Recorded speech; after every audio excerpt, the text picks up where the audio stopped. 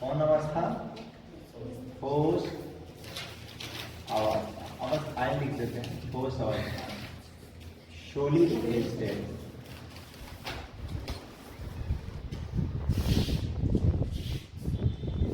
तो सबसे पहले हम लोग इसके अंतर्गत क्या जानेंगे? ये इकाई 1 है,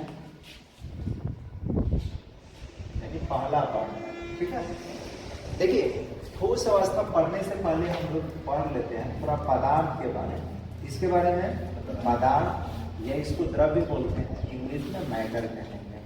ठीक है, देखिए हम लोग पिछले क्लास में पढ़ चुके हैं कि पदार्थ क्या होता है। तो पदार्थ ध्यान रखिएगा कि दुनिया के हर वह वस्तु जिसमें क्या होता है, जिसमें द्रव्यमान होता है तथा जो जगह घेरती है। फिर से सुनिए, दुनिया के हर वह चीज जिसमें द्रव्यमान होता है तथा जो जगह छेकती है या घेरती है, उसे हम लोग क्या कहते हैं? पदार्थ। अगर पदार्थ है तो उसको प्रत्यक्ष या अप्रत्यक्ष रूप से हम अपने ज्ञानेंद्रियों द्वारा अनुभव कर सकते हैं। ज्ञानेंद्रियों द्वारा अनुभव करने का मतलब क्या कि उसको या तो हम महसूस कर सकते हैं या उसको क्या कर सकते हैं? स्पर्श कर सकते हैं, छू सकते हैं। ठीक है, जैसे हवा आप लोग देखिएगा, हवा बहता है तो अनुभव होता है कि नहीं होता है? कहिएगा जी बिल्कुल होता है। अब ये ब्लैक बोर्ड जो दिखाई दे रहा है, ब्लैक बोर्ड नहीं है, व्हाइट बोर्ड कहेंगे, ब्लैक बोर्ड नहीं है, तो ये जो बोर्ड दिखाई दे रहा है, बोलिए कि ये जगह छेका है या नहीं छेका है? इतना दीवार घेरा है ना।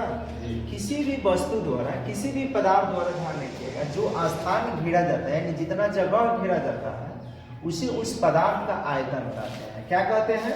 आयतन। तो दो चीज और समझना है। पदार्थ हम लोग पदार्थ तो पहले जान लेते हैं, समझिए, उसके बाद ये जानिएगा। क्या बोले हैं कि हर वो चीज जिसमें द्रव्यमान एवं आयतन होता है तथा जिन्हें हम अपने ज्ञानेंद्रियों द्वारा क्या करते हैं? अनुभव कर सकते हैं, उसको क्या बोला जाता है? पदार्थ। अब पदार्थों का वर्गीकरण आप लोग पिछली क्लास में पढ़े होंगे, 11th क्लास में, 9th क्लास में भी पढ़े होंगे, 11th क्लास में भी पढ़े होंगे। पहले पार्ट में 11th क्लास में पढ़ना है केमिस्ट्री में, पदार्थों का वर्गीकरण। तो पदार्थों का वर्गीकरण जो होता है, ध्यान रखिएगा, पदार्थों के वर्गीकरण के आधार होता है। ऐसे नहीं कि पदार्थ हम कहते कि 3 प्रकार के होता है या 4 प्रकार के होता है या 2 प्रकार के होता है। अगर आपसे कोई पूछे कि पदार्थ कितने प्रकार के होते हैं, तो हम ये कह सकते हैं, ध्यान रखिएगा, हम जरूर ये कहेंगे कि बोलिए किसके आधार पर वर्गीकरण करना है। तो अगर ये पदार्थों के वर्गीकरण के कई आधार होता है, जिसमें से हम पहला लेते हैं, ध्यान रखिएगा, भौतिक वर्गीकरण का आधार। कौन? भौतिक वर्गीकरण का आधार। दूसरा लेते हैं, ध्यान रखिएगा, रासायनिक वर्गीकरण का आधार। तो अगर बात करें भौतिक वर्गीकरण, तो भौतिक वर्गीकरण के आधार पर पदार्थ को 3 वर्गों में मुख्य रूप से बांटा गया है। एक और भी होता है चौथा, जिसको बोलते हैं प्लाज्मा। कौन कौन? मुख्य रूप से 3 ही वर्ग में बांटा गया है। पहला आपको पढ़ना है किसके बारे में? ठोस के बारे में। दूसरा पढ़ना है द्रव के बारे में, और तीसरा किसके बारे में? गैस के बारे में हम लोग पढ़ेंगे। ठोस को इंग्लिश में आप लोग जानते हैं कि सॉलिड बोलते हैं, द्रव को लिक्विड बोलते हैं, और गैस को क्या बोलते हैं? तो गैस को गैसे बोलेंगे। क्या बोलेंगे? गैस ही बोलेंगे। अब यहाँ बात ये है कि देखिए, हम तो ठोस अवस्था के बारे में ही पढ़ेंगे ना जी। ठोस अवस्था तक पहुंचने से पहले इसका पोस्टमार्टम करना होगा कि पदार्थ क्या होता है, पदार्थ की क्या विशेषता होता है, पदार्थ को कितने वर्ग में बांटा गया है। अगर भौतिक वर्गीकरण के आधार ले तो पदार्थ को कितने वर्ग में बांटा गया है? 3 वर्ग में बांटा गया है। लेकिन यदि अगर रासायनिक वर्ग की बात कर ले तो रासायनिक वर्गीकरण के रूप में पदार्थ को मुख्य रूप से 2 ही वर्ग में बांटा गया है। एक होता है शुद्ध पदार्थ। कौन पदार्थ? शुद्ध पदार्थ। और दूसरा का होता है अशुद्ध पदार्थ। अब शुद्ध पदार्थ को हम लोग क्या बोलते हैं? तो इसको मिश्रण के नाम से जानते हैं। किसके नाम से? मिश्रण के नाम से। और मिश्रण को 2 वर्ग में बांटा गया है, ये आप लोग पढ़े होंगे 11th क्लास में भी, 9th क्लास में। कौन कौन? तो एक समांगी मिश्रण और एक क्या होता है? विषमांगी मिश्रण होता है। ये 2 तरह, मतलब 2 वर्ग में बांट दिया गया है। शुद्ध पदार्थ को भी 2 वर्ग में बांटा गया है। कौन कौन? तो एक ध्यान रखिएगा, तत्व, और दूसरा का क्या? ये यौगिक में बांटा गया है। अब आप लोग तत्व भी पढ़े होंगे कि तत्वों को भी ध्यान रखिए 3 वर्ग में बांटा गया है। कितने वर्ग में? 3 वर्ग में। यौगिक को भी 2 वर्ग में बांटा गया है, ध्यान रखिएगा। अब ठोस को ध्यान रखिए, ठोस का वर्गीकरण पढ़ना है, ठोस को कितने वर्ग में बांटा गया है? तो ठोस को मुख्य रूप से 2 वर्ग में बांटा गया है। एक क्रिस्टलीय ठोस होता है, क्या होता है, अक्रिस्टलीय ठोस होता है। तो इसी का हम लोग इस पाठ के अंतर्गत अध्ययन करेंगे, इसका क्रिस्टलीय ठोस और अक्रिस्टलीय ठोस के बारे में। ठीक है, अब आप पढ़ रहे हैं।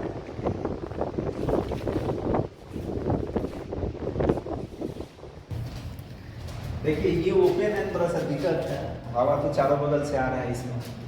तो किसके कौन कौन से ध्यान रखिएगा, क्या बोल रहे थे, एक क्रिस्टलीय होता है और एक क्या होता है, अक्रिस्टलीय होता है। ठीक है, क्रिस्टलीय कई दिन से होकर चल रहा है, इस तरह से बहुत दिक्कत हो रहा है वीडियो बनाने में। तो कईयों बन रहा है, कईयों नहीं बन रहा है, ये भी एक समस्या है। चलिए पाठ के नाम पहले लिखिए, ठोस अवस्था। ऐसे समझाएंगे तो बहुत लंबा कहानी चलेगा, टाइम वेस्ट होगा।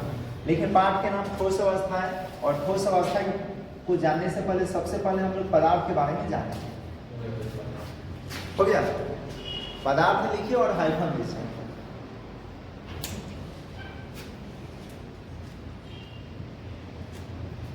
पदार्थ लिख के और हाइफन देना है।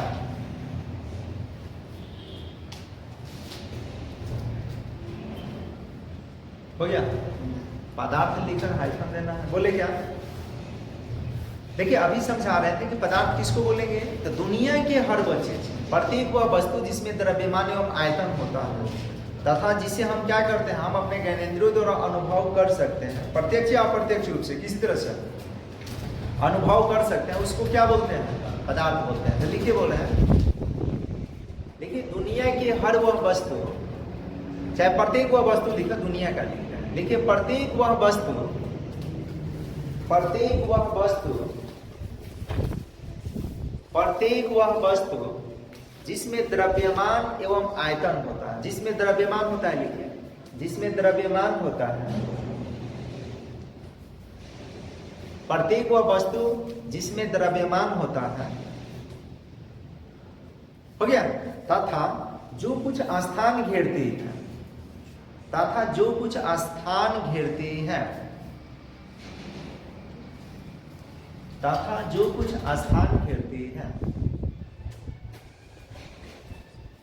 जो कुछ क्या करती है, स्थान घेरती है, उसे पदार्थ कहते हैं, उसे पदार्थ कहते हैं,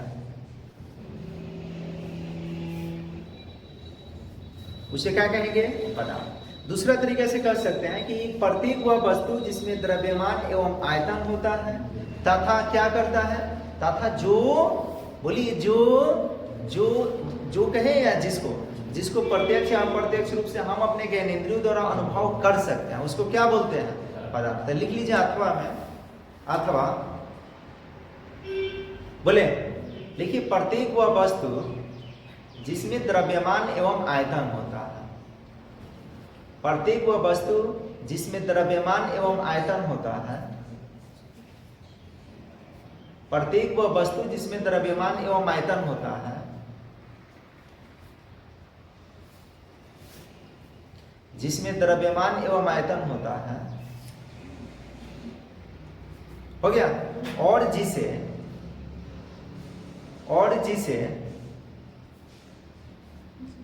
हम अपने ज्ञानेंद्रियों द्वारा, और जिसे हम अपने ज्ञानेंद्रियों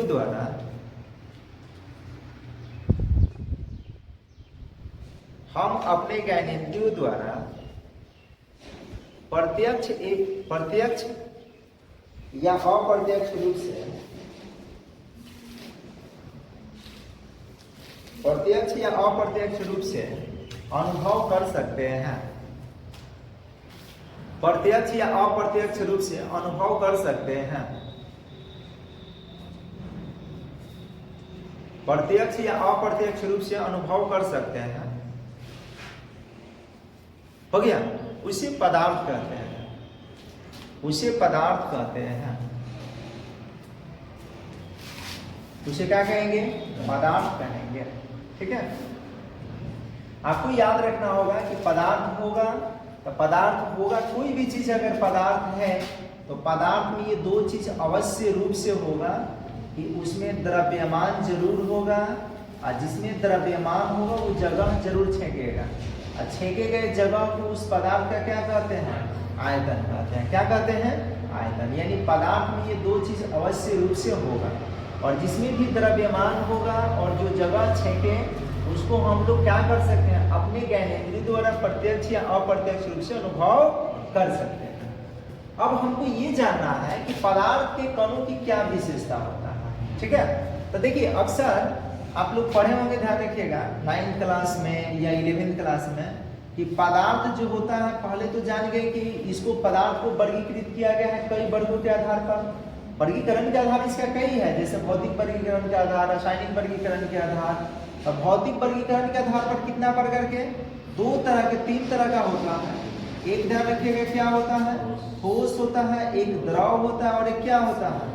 इन तीनों अवस्था के अलावा एक अन्य अवस्था होता है जिसको बोला जाता है प्लाज्मा अवस्था।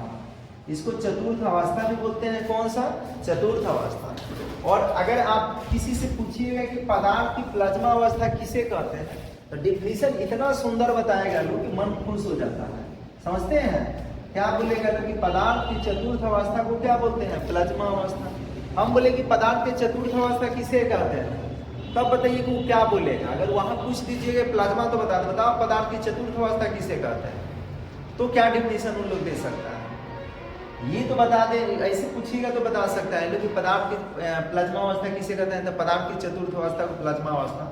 अगर कहेंगे पदार्थ की चतुर्थी अवस्था बताइए तो तब पूछिएगा तो क्या कहता है लोग, ठीक है। तो इस परिस्थिति में ध्यान रखिए, ये परिभाषा जो है ना, ये ध्यान रखिएगा। ऐसे नहीं कि हाँ पदार्थ की चतुर्थ अवस्था को प्लाज्मा अवस्था कहेंगे, पंचम अवस्था को बोस-आइंस्टाइन कंडक्शन कहेंगे, ये कहें, ये नहीं। अब हम लोग ठोस के बारे में ध्यान रखिएगा, पढ़ेंगे द्रव के बारे में, गैस के बारे में, बारी बारी से प्लाज्मा के बारे में भी थोड़ा बहुत पढ़ लेंगे, क्योंकि प्लाज्मा के बारे में पढ़ना तो नहीं है, द्रव और गैस के बारे में भी नहीं पढ़ना है, क्योंकि पाठ का नाम क्या है, ठोस अवस्था। हम लोग ठोस के बारे में ही ध्यान रखिएगा, अध्ययन करेंगे, लेकिन इसके बारे में भी आपको थोड़ा बहुत ध्यान रखिएगा, ज्ञान दे दिया जाएगा, ठीक है। तो ये ध्यान रखिए, आप लोग ये भी पढ़ेंगे कि जब कोई भी पदार्थ होता है, जब उसको गर्म करते हैं ना, तो गर्म करने का मतलब उसमें प्रसार होता है। प्रसार बोलते हैं फैलाव को। किसको बोलेंगे, फैलाव। फैलाव समझते हैं, यानी उसके कण जो होंगे एक दूसरे से दूर होने का प्रयास करेंगे। फैलाव लिखेंगे तो फैलाव, ठीक है। जब किसी पदार्थ को गर्म किया जाता है तो उसमें क्या होगा, बोलिए क्या होगा, प्रसार। प्रसार याद रखिएगा कब होगा, जब गर्म करेंगे तब। प्रसार होने का मतलब कि फैलाव होगा। और फैलाव क्यों होगा ये आपको बताया जाएगा, क्यों फैलाव होता है। तब फैलाव होने से क्या होता है कि कोई ठोस पदार्थ है, अगर इसको गर्म किया जाता है तो किस में बदल देता है, द्रव में। द्रव पदार्थ को गर्म करते हैं तो किस में बदलता है, गैस में। गैस पदार्थ को जब गर्म करेंगे तो ये बनता है क्या, प्लाज्मा। लेकिन इसका भी कंडीशन होता है, ऐसे ना कि हाँ गर्म किए और प्लाज्मा बन गया, तो ये ऐसा बात नहीं है, ठीक है। ये बताया जाएगा आपको बाद में, पहले ये समझ लेते हैं। अब ये पदार्थ जो होगा या तो ठोस होगा, नहीं तो द्रव होगा, नहीं तो क्या होगा, गैस। प्लाज्मा भी ध्यान रखिएगा, ये गैसीय माध्यम ही है, इसलिए प्लाज्मा को अलग हम नहीं कह सकते हैं, ये भी गैसीय माध्यम ही है, लेकिन थोड़ा सा का अंतर है, वो बाद में जानिएगा। पहले जान लीजिए कि पदार्थ को मुख्य रूप से कितना वर्ग, 3 वर्ग, ठोस, द्रव और गैस। अब हम लोग पढ़ेंगे कि पदार्थ के कणों की क्या विशेषता होता है। तो कोई भी चीज, दुनिया की कोई भी चीज अगर पदार्थ है, चीज का दी तो पदार्थ होगा ही।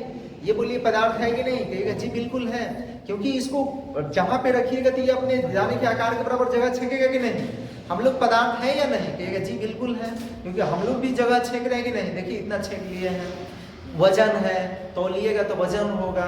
तो दुनिया की हर वह चीज जिसमें द्रव्यमान होता है और तथा जो क्या करता है, जगह घेरता है, उसको क्या कहेंगे, पदार्थ। अब कोई भी पदार्थ हो, चाहे ठोस हो, चाहे द्रव हो, चाहे गैस हो, ये छोटे छोटे कणों से मिलकर बने होते हैं, जिन कणों को हम लोग अणु या परमाणु के नाम से जानते हैं। एक्चुअल में पदार्थ के सूक्ष्म कण को अणु ही बोला जाता है, लेकिन ध्यान रखिएगा परमाणु भी कह सकते हैं कि छोटे कण को हम लोग क्या कहेंगे, परमाणु। क्योंकि जरूरी नहीं है कि पदार्थ जो होगा, ध्यान रखिएगा सारे पदार्थ यौगिक ही होगा, ये ध्यान रखिएगा। तत्व भी हो सकता है, तत्व को भी हम लोग पदार्थ कहते हैं, और तत्व के सूक्ष्म कण को क्या बोलते हैं, परमाणु बोलते हैं।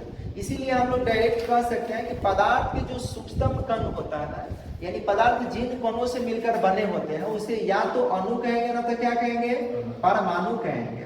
परमाणु जो होता है अणु से छोटा होता है, इसलिए ये मौलिक है। इसका भी मौलिक कण, परमाणु भी ध्यान रखिए कई कणों से मिलकर बने होते हैं। ऐसे नहीं कि परमाणु है तो सबसे सूक्ष्म होता है, इससे भी छोटे छोटे कण होते हैं, जैसे इलेक्ट्रॉन प्रोटॉन न्यूट्रॉन कहते हैं। क्या बोलेंगे? इलेक्ट्रॉन प्रोटॉन न्यूट्रॉन बोलते हैं। और केवल इलेक्ट्रॉन प्रोटॉन न्यूट्रॉन ही नहीं होते हैं, और भी सारे होते हैं, जैसे मेसॉन हो गया, विसॉन हो गया, पॉजिट्रॉन हो गया, एनसीविसॉन हो गया, एंटीमेट्रॉन, ये ध्यान रखिएगा, मेसॉन हो गया, ये सब और भी ध्यान रखिएगा होते हैं। ठीक है, तो हम लोग बात करते हैं पदार्थ के कणों की विशेषता के बारे में। तो पदार्थ के कण की क्या विशेषता होता है? तो पहला कहेंगे कि पदार्थ, कोई भी पदार्थ हो, चाहे ठोस हो, चाहे द्रव हो, चाहे गैस हो, ये छोटे छोटे कणों से मिलकर बने होते हैं। कौन? छोटे छोटे कणों से मिलकर बने होते हैं। जिन कणों को क्या बोलते हैं? जिन कणों को अणु या क्या परमाणु के नाम से जानते हैं। अच्छा, कोई भी ध्यान रखिएगा, अगर पदार्थ है अणु परमाणु से मिलकर बने होते हैं, तो बोलिए कि क्या ये दिखाई देते हैं क्या? बोलिए, ईंटा आप देख रहे हैं ना, ईंटा में भी छोटा छोटा कण है, हम लोग में भी छोटा छोटा कण है, जिसको कोशिका बोलते हैं। तो क्या कोशिका दिख रहा है कहीं लटका लटका? दिख रहा है क्या? नहीं। क्यों नहीं दिख रहा है? तो नहीं दिखने के कारण कि इसके बीच जो भी अणु या परमाणु होते हैं ना, पदार्थ के जो कण होते हैं, तो कणों में ध्यान रखिएगा, उसके अणुओं में परमाणुओं को एक साथ बांधकर रखने वाला एक बल होता है, जिसको हम लोग बोलते हैं आंतरा आकर्षण बल या आंतरा आणविक बल। उसका दूसरा नाम क्या बोले? आंतरा आणविक बल। ध्यान रखिएगा, आंतरा आणविक बल। ठीक है, आंतरा आणविक बल बोलेंगे। देखिए, दो चीज, आंतरा आणविक बल, एक आंतरा अणु स्थान होता है, आंतरा आणविक स्थान, ये दोनों अलग अलग चीज हैं। आंतरा आणविक स्थान क्या है, या इसको दूरी भी कह सकते हैं, आंतरा आणविक दूरी। तो आंतरा आणविक बल और आंतरा आणविक स्थान में अंतर है। क्या अंतर है? तो पदार्थ के कणों के बीच, यानी अणु या परमाणु होते हैं, उसके बीच जो भी, ध्यान रखिएगा, आकर्षण बल कार्य करता है, जिसके कारण वो आपस में चिपका हुआ रहता है, उस बल को हम लोग क्या बोलते हैं? तो उसको बोलते हैं आंतरा आणविक बल। और उन कणों के बीच जो दूरी होता है ना, जो डिस्टेंस होता है, उसको क्या बोलते हैं? आंतरा आणविक स्थान या दूरी बोलते हैं। जैसे ठोस आप लोग देखे होंगे, ठोस के कण बहुत पास पास होते हैं, ठोस के कण एक दूसरे के इतने पास पास होते हैं ना, उसको और नजदीक नहीं ला सकते हैं। ध्यान रखिएगा, ये बहुत पास पास होते हैं। तो जो कण पास पास होंगे, उनके बीच आंतरा आणविक दूरी क्या होगा? बहुत कम होगा, यानी नगण्य होगा। तो ठोस के कण पास पास होने के कारण क्या है कि इसके बीच आंतरा, ये आणविक बल जो होता है ना, बहुत मजबूत होता है, प्रबल होता है। क्या सभी ठोस में ऐसा होता है क्या कि आंतरा आणविक बल प्रबल होगा? ये सभी में जरूरी नहीं है कि आंतरा आणविक बल प्रबल ही होगा। हाँ, इतना कह सकते हैं कि उसके कण जो होगा क्या होगा? पास पास होगा। क्या होगा? जैसे मिट्टी का हम लोग बर्तन देखे होंगे, तो मिट्टी के बर्तन को, मिट्टी का बर्तन ध्यान रखिए, उसको क्या हम लोग दबा सकते हैं, संपीड़ित कर सकते हैं? तो कहिएगा नहीं। लेकिन उसको गिराने के बाद बोलिए टूट जाता है कि नहीं आसानी से? तो टूटने का मतलब क्या है कि उसके कणों के बीच जो आंतरा आणविक बल होते हैं ना, वो मजबूत नहीं होते हैं। अब इसको गिराएंगे तो बोलिए ये टूटेगा क्या? ईटा को गिराइएगा तो कहिएगा हाँ, ईटा कब कब टूट जाता है। तो टूट जाएगा कब? जब ये ध्यान रखिए, आंतरा आणविक बल क्या हो जाएगा? कमजोर पड़ जाएगा, तब टूट जाता है। अब लोहा को गिराइएगा तो टूटेगा? नहीं टूटेगा। कारण क्या? किसी किसी पदार्थ के बीच आंतरा आणविक बल मजबूत होता है और किसी में क्या होता है? कमजोर भी होता है। ठोस की अगर हम बात करें तो ठोस के कण क्या होते हैं? एक दूसरे के पास पास होते हैं। रीजन क्या है? इनके बीच ये आंतरा आणविक बल जो होते हैं ना, ये प्रबल होते हैं, मजबूत होते हैं, जिसकी वजह से इनके ये कणों के बीच, यानी अणु या परमाणुओं के बीच आंतरा आणविक बल जो होता है ना, सॉरी, आंतरा आणविक स्थान जो होता है बहुत नगण्य होता है, यानी नहीं के बराबर होता है। तो क्या कहेंगे?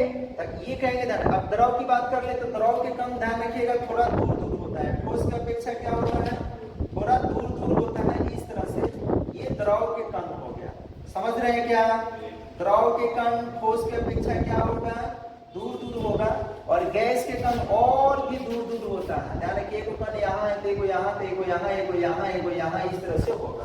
तो इस गैस के कण के बीच अंतरा आणविक जो स्थान होगा ना, वो बहुत ज्यादा होता है। और द्रव के कणों के बीच अंतरा आणविक स्थान क्या होता है? ठोस की अपेक्षा कुछ अधिक होता है, लेकिन गैस से कम होता है। ठीक है, ये तो पहला हम लोग क्या जान गए कि पदार्थ, कोई भी पदार्थ होता है, दुनिया के कोई भी अगर पदार्थ है, कोई भी चीज अगर पदार्थ है, तो समझिए कि छोटे छोटे कणों से मिलकर बने होगा, जिसको क्या बोलते हैं? अणु या परमाणु बोलेंगे। अणु और परमाणुओं के बीच ध्यान रखिएगा क्या होता है? एक बल काम करता है, जो एक साथ बांध कर रखने वाला बल होता है उसको क्या बोलते हैं? अंतरा आणविक बल। और उसके बाद उन अणुओं के बीच या परमाणुओं के बीच जो दूरी होता है, डिस्टेंस होता है, उसको क्या बोलते हैं? अंतरा आणविक स्थान। दूसरा क्या है कि दूसरा देखिए पदार्थ के कण जो होते हैं ना वो हमेशा गति की अवस्था में होते हैं। आपके ये ठोस में सब्जी दिखाई कैसे दे रहा है? ईटा के कण गति कर रहे हैं कि नहीं? तो ईटा के कण देखिए, गति करने का मतलब जरूरी नहीं कि अपने स्थान से हटकर दूसरे स्थान पर चला जाए। ये भी गति हो सकता है इर्द गिर्द। इर्द गिर्द मतलब कंपन। तो ठोस के कण जो होंगे ना वो गति के लिए स्वतंत्र नहीं होता है, यानी एक स्थान से दूसरे स्थान तक नहीं जा सकता है। हाँ, ये कर सकता है कि वो अपने माध्य स्थिति के इर्द गिर्द कंपन कर सकता है। क्या कर सकता है? इर्द गिर्द कंपन। इर्द गिर्द बोलते हैं आगे पीछे को। क्या बोलेंगे इसको? आगे पीछे कंपन कर सकता है, यानी ऐसे ध्यान रखिएगा अपने वहीं भी इस तरह से कंपन करता है। तो ठोस के कण भी क्या होते हैं? गति में होते हैं, लेकिन वो ध्यान रखिएगा सापेक्ष गति नहीं होते हैं। ठीक है, अब हम लोग पढ़ेंगे, ध्यान रखिएगा किसके बारे में? हाँ, ये तो हो गया कि गतिशील होते हैं पदार्थ के कण। दूसरा क्या कि पदार्थ के कणों के बीच कुछ दूरी होता है। ठीक है, हो सकता है किसी में कम होगा, किसी में क्या होगा? ज्यादा। जैसे ठोस की बात कर लेते, इसमें अंतरा आणविक स्थान जो होगा बहुत कम होगा, लेकिन द्रव में है ना, गैस में है ना, तो पदार्थ के कणों के बीच क्या होता है? अंतरा आणविक स्थान होता है। उसके बाद क्या है कि पदार्थ के कणों के बीच जो होता है ना एक बल काम करता है। ये चीज आपको बता चुके हैं, लिख लीजिए। लिखिए, बोल देते हैं, लिखिए पदार्थ के कणों की विशेषता है। पदार्थ के कणों की विशेषता है। पदार्थ के कणों की विशेषता है। पदार्थ के कणों की विशेषता है। आइपन नीचे और लिखिए।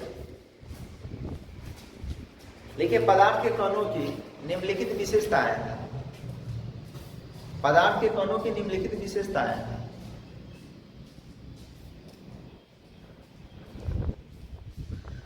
पदार्थ के कणों की निम्नलिखित विशेषताएं हैं।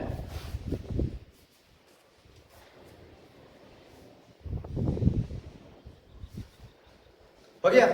पहला लिखिए, लिखिए पदार्थ अत्यंत छोटे छोटे कणों से मिलकर बने होते हैं। पदार्थ अत्यंत छोटे छोटे कणों से मिलकर बने होते हैं।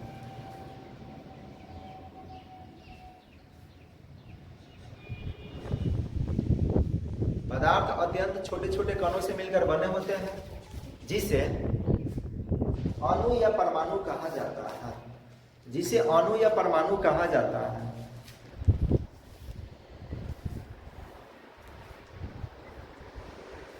जिसे अणु या परमाणु कहा जाता है।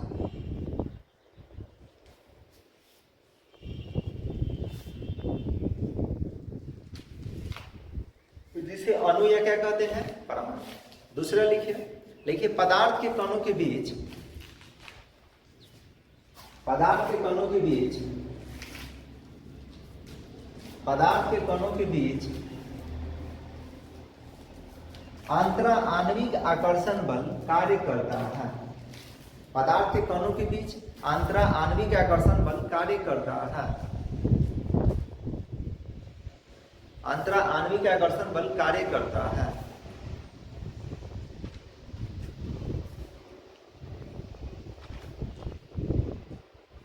अंतरा आणविक आकर्षण बल कार्य करता है।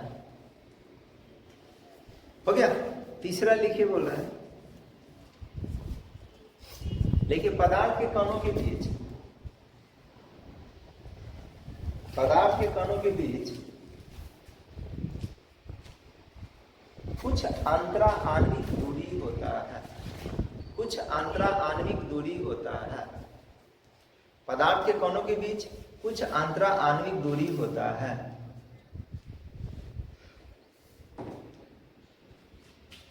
कुछ अंतरा आणविक दूरी होता है।